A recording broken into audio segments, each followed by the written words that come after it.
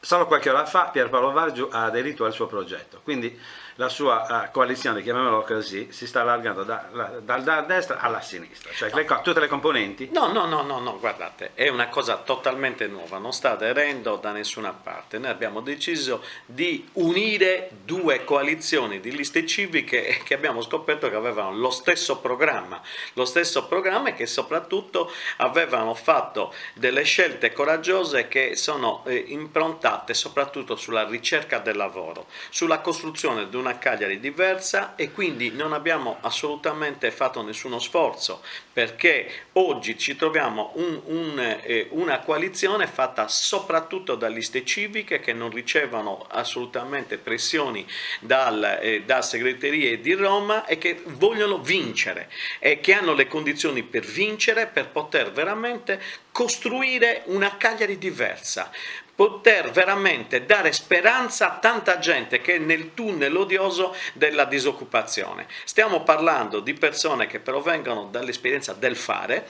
Pierpaolo rappresenta una coalizione, non è che rappresenti se stesso, rappresenta una coalizione dove hanno aderito professionisti, hanno aderito persone che vengono dal mondo del lavoro, persone anche che stanno dando il loro contributo perché sperano che si possa dare una svolta, ed è la stessa cosa che stiamo vivendo nella nostra coalizione. Quindi non è né centrodestra né centrosinistra, è una cosa nuova, è un qualcosa che è sotto osservazione anche dalla stampa nazionale, proprio perché è un progetto nuovo, è un progetto coraggioso che vede persone che provengono da esperienze diverse, dal centrodestra, dal centrosinistra, da 5 Stelle e tanta altra gente che invece non andava da anni a votare, che oggi invece ha speranza e ripone speranza in questo progetto. La gente ha creduto nel suo progetto, ma anche in lei.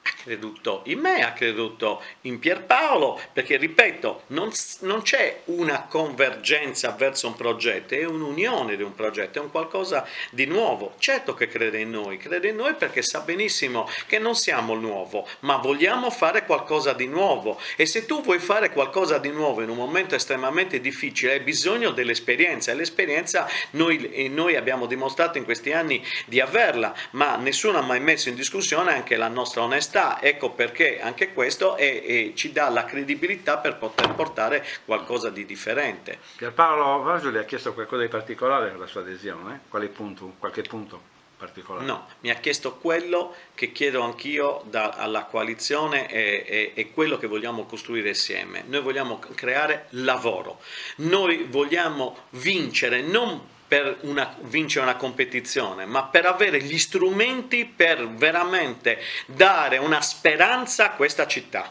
La ringrazio.